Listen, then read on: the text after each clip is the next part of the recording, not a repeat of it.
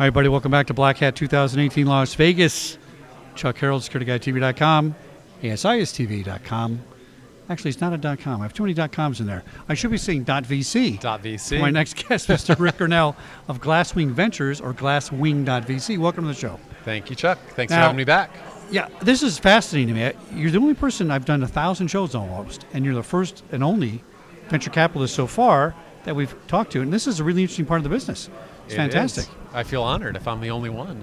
Yeah, wow. I mean, but you know, all these companies come in and say, we're a startup, and I right. go, that's a lot of stuff to do. I mean, you don't just start like in your garage anymore like Microsoft did. Right. It's or Apple or... Yeah, it's kind of exactly. old school. Now you need some investors. So, and last time we spoke, you were looking to get your first funding, and now you got something going, and that's right. It's going. Tell us what's going on. Yeah, so in the last year since we spoke here, we raised a new $112 million fund. Wow. Focused on early stage AI-enabled software companies. Okay. About half of which fall into the cybersecurity bucket, which is my domain. Okay. So we do seed rounds, Series A rounds, and primarily kind of the eastern half of the U.S. Oh, now why that? Why is that? What, data center location? Venture happens to be more of a local profession than you would imagine. Oh, you really, okay. especially at the early stages. You need to be a little bit more hands-on with your company, so it's harder to do that 3,000 miles away. Yeah. Day trip to Atlanta, day trip to D.C. from Boston, that works. Oh, getting out to California to work with an early stage team on a new product or new idea and help them recruit, a little harder. Yeah. We'll do it, but it's an exception. Okay. So let's say SecurityGuideTV.com had a great idea and wanted to go viral with all their content of 1,000 shows. Walk me through a basic process of somebody that approaches you and says, hey, I got this idea, I want to get funded. Just kind of tell us how it works in general. Yeah, well, usually someone finds us through either an existing portfolio executive or a former portfolio executive or someone that knows us. So there's this concept of a warm lead. Sure. So it's kind of like sales 101. You have to find a way to get to me that elevates you above the noise. If you're in the noise, harder to get my attention or the team's attention. It's possible, but usually warm lead. Then there's some, first meeting. Could be over the phone if the company's in Atlanta or DC and we're in Boston. Sometimes it'll be in our office, but usually first meeting to evaluate the idea, the backgrounds of the team, figure out market dynamics, competitive dynamics, and then at that point you do a little homework. If you're interested at that point, do homework, do some reference checking, talk to your ecosystem of folks that you know that probably know something more than I don't know everything about every company or every market, but I know enough people that do. So start tapping people to do some kind of informal reference checking. It's all first stage, informal, no deals are made. Just, I got to feel now due diligence is next. Then there's right. And then once you've done kind of that cursory, okay, this makes sense, sanity check, good market, good team, not that competitive, which for security, everything is competitive. That's right. Right? There's 20 of everything now. Exactly. But at that point, looking at kind of the market dynamics, and then the IP, we're an AI-focused fund. Right. So we're looking at, is the core IP and the data training that AI or machine learning algorithm, proprietary? Is it somehow valuable? Right. And then at that point, we will then dig in with really deep diligence with, customer reference checks and potential customer reference checks and checking out the team in greater detail with a fine-tooth comb. And then, there's the final step, which is the full partner meeting, which you always hear about in the venture world. I watch Silicon Valley. Yeah, did you get to the partner meeting? So it's get to the partner meeting, usually on a Monday, and at that point, you and your partners deliberate post-meeting the entire team, or at least some core component of the team, and more often than not, if it's gone that far, it's a yes. Every now and then there's an exception, and there's something that comes up in that meeting that people feel a little uncomfortable. Sometimes you can resolve it with more diligence. Sometimes you just have to end the process. Now, that's somebody coming to you. Do you go the other way, and do you research and look and say, wait a minute, I'm a Black Hat, and I just heard this guy talking about something. That looks like something I might want to look into. Yeah. Is it probably 50-50? Yeah, I would say more of the deal flow is inbound, but more probably of the deals we do are proactive outbound. Oh, interesting. Okay, all right. The last cybersecurity deal that I did, I won't mention names, promote particular companies, but I was looking at the space for 4 or 5 years and finding mainly companies that were using people to solve the problem. And I was, again, looking for AI-enabled solutions and found a company down in the Beltway that had an AI algorithm to do something in an automated fashion. That the people were doing. Right. Oh. So I reached out to them and said, are you going to be looking for money in the near future? Yeah. And they said, lo and behold, we were thinking of fundraising in a couple of months. Fantastic. And then we ended up leading the round. Yeah. So that is a good example of kind of that proactive outreach. But most of the deal flow you would see is people sending you emails or having someone refer in a warm way. Now, let's just say I might have told somebody back in the 80s to buy Microsoft and Google, and that didn't happen. Otherwise, I'd be a billionaire.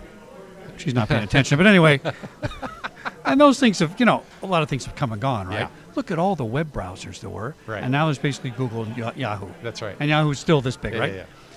And then when a lot of .coms went buzz, things went out.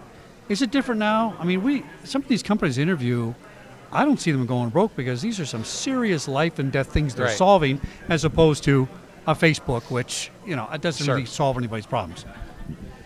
So I think there will be dozens of companies that you're talking to at this show, and you'll see on the show floor that will be incredibly valuable. They'll solve real-world problems, defend, the power grid. We saw that in the paper recently about all the problems that may be potentially there.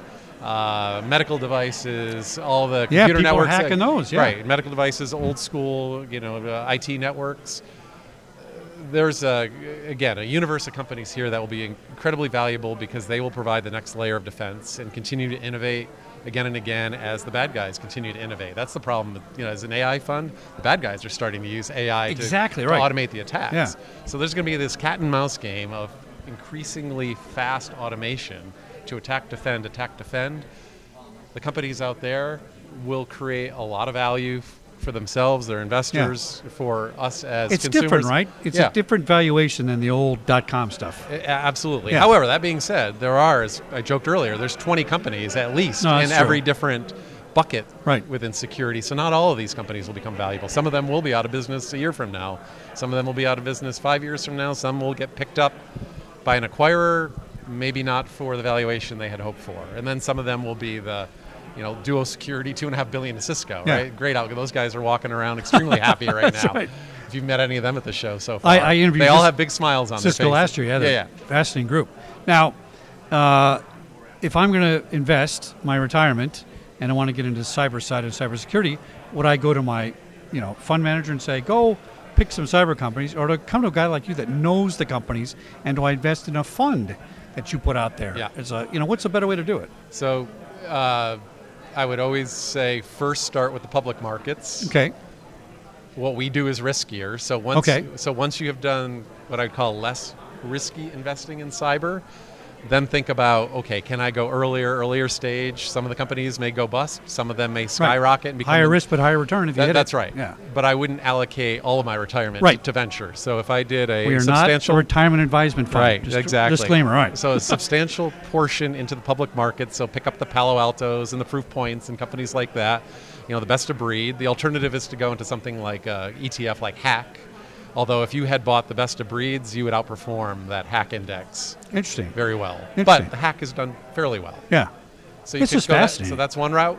There are cyber funds other than Hack. And then once you have that risk appetite to go very early into venture, then allocate a little bit of your money to the venture space. Now, I look at this as a leadership issue. Let me tell you why. I know a lot about cybersecurity and a lot about physical security, but I'm an expert to my neighbor, but I'm not an industry expert per se, right? I'm guessing you didn't grow up in the IT business and have your first computer at 10 and are a brilliant coder, but you know a lot about it, right?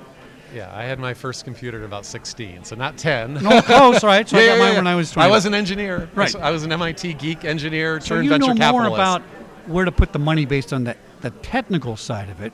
But as a leadership issue, if you're funding these things, when you put your money where your mouth is, that says, I believe in this product. I think this is going to work because I know something different about it. Well, and there's so many choices to make, right? That's part of it, but part of it is I trust those people to execute. And you can have 5 companies that have similar technology. Right.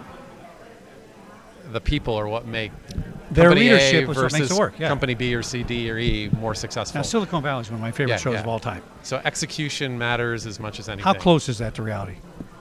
It's a humorous take on reality. I have a hard time watching it because I'm like, oh, I'm reliving my day job when I'm trying to be entertained. But I think I'm glad to see we're investing in this privately, because I think this is the biggest threat to humanity. I agree. All we got to do is turn off the grid for a week. The United States is out of business. Oh, yeah. And or shut down one of the public markets for a day. Oh, my gosh. I mean, unbelievable. Right? Can you imagine? Yep. Well, I make copies of everything, put it in a drawer. I got old-fashioned paper files. Right. You keep your stock certificates. You still have them mailed to you? Just in case. Yeah. You know. Rick Cornell, Glasswing VC. All right. Thanks for coming on the show. Thank you very much. Glasswing Venture Capitalist, but glasswing.vc. Find the website.